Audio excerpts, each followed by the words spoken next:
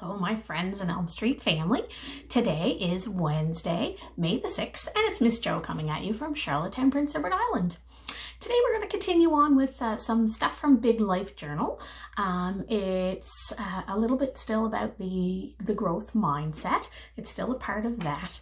And but this is one of my favorite resources, and I use it all the time. I even made a game using it that I lent to a teacher before school went out. And so I'm hoping that I'll get it back eventually, and I'm sure that I will. So this is all about that locus of control that we've talked about before. When we were going through the Counselor Carey cards, we were talking a little bit about things that we can control and things we can't control. And the place where we start to feel really scared and bad and anxious and worried is when we try to control things that are outside of our, what we call our locus of control, outside of our place of control in our lives. So the number one thing in our life that we can control is me. I can control me. Sometimes it's hard to control me. Like if I'm having some big feelings, it makes it harder to control myself, to control those feelings, to control the actions that go with those feelings.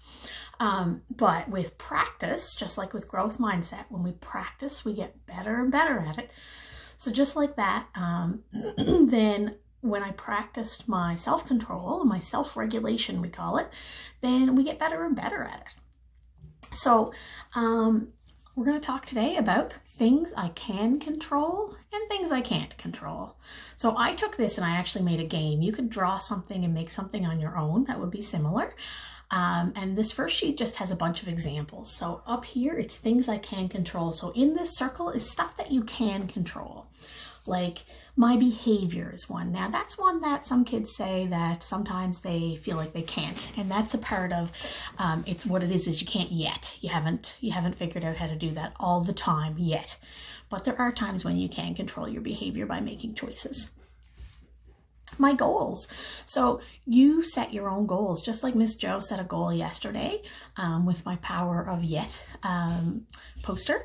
I set a goal that I'll be able to tie a plastic friendship bracelet, and I'm going to learn how to do that. So that's a goal that I have, and I set the steps that will help me be successful in reaching my goal. So my effort, your effort is always under your control. That's something that you can say, am I going to try my best at this, or am I just going to avoid doing it, or do as little as possible so that I can say that I've done it or finish it up. And that can be really tempting to do sometimes, but you're not really using your, making your best choices, and you're not really, doing everything that you can to learn and to help yourself if you're not putting in all the effort that you can. Learning from my mistakes. So that's a really important one that we talk about a lot. We can't go back and change the past. I don't have control over that. Do you? No, we don't have time machines, so we can't do that. What we can do is we can use the mistakes that we've made in the past to learn. So, for example, if if a friend or if your brother or sister took something belonged to you and you were really mad, so you went and you hit them. And then what happened was it didn't make them not have taken the thing that you didn't want them to take. It probably didn't even get it back for you. It probably got you in some trouble, and you might feel bad about that, and you broke a little bit of the trust that you have with that person, because they trust that you're going to use your words and not your hands when you have a problem. So then you would have learned from that. So the next time you'll say, that didn't go so well when they took that and I pushed them or I hurt them.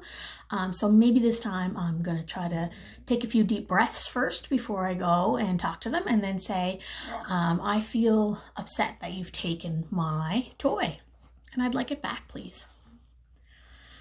So taking care of myself, taking care of yourself. So you do have some control over that.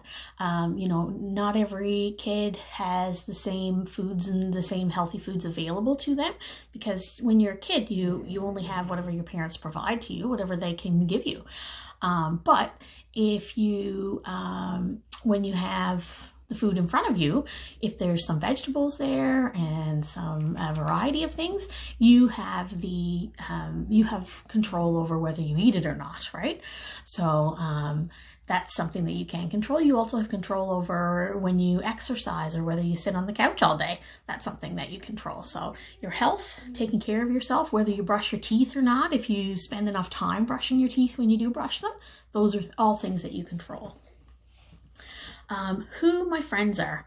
So you can't control what your friends do, but you can choose your friends based on, choosing people who are respectful and kind and who treat you well. And you don't have to give your time to people who don't do that. So we have to be respectful and kind to everyone, and we have to treat people the way that we want them to treat us, because that's how we teach them how to treat us, is how we treat them. We don't have to be friends with people if they're disrespectful to us all the time. And being kind. You always have control over whether you're kind or not. Things that I can't control are things like what other people say. You can't control what other people say, just how you react to it. Things I have to do, there's a big pile of dishes, but I like to think of this one as a big pile of homework or a big pile of schoolwork. You can't control whether or not you have to do that. It's still there for you to do. You can only control your effort, and you can control your behavior around it. Past mistakes, like we said before, we can't go back and change the past. We can only learn from the things that happened. What others think. Can you control what other people think? Sometimes we get really upset about what other people think, but we don't have control of that. We can voice our opinion and we can say, I don't agree with you. But you can't force somebody to change their mind. And so we can only just let that go. If we don't agree with somebody, we can let it go, because there's no good to come from fighting about it. Others being kind. So whether other people are kind, you don't have control over that. The only way you control that is you can influence them to be kind by being kind yourself and teaching them that that's the way you want to be treated and that's the way that you treat other people. And so hopefully they will learn to treat people that way as well. The weather. Oh, I wish we controlled the weather. It'd be much nicer outside right now than it is if I had control over the weather, but I can't. So when the weather doesn't cooperate, there's no point in getting really upset about it and getting really mad. You can feel disappointed, but you want to control your behavior about that and how you react to it, because you can't actually change the weather itself. You can say something like, oh, well, the weather's not cooperating today, so maybe we can do it another day. Being sick. I never choose to be sick, for sure. And I hope you don't either.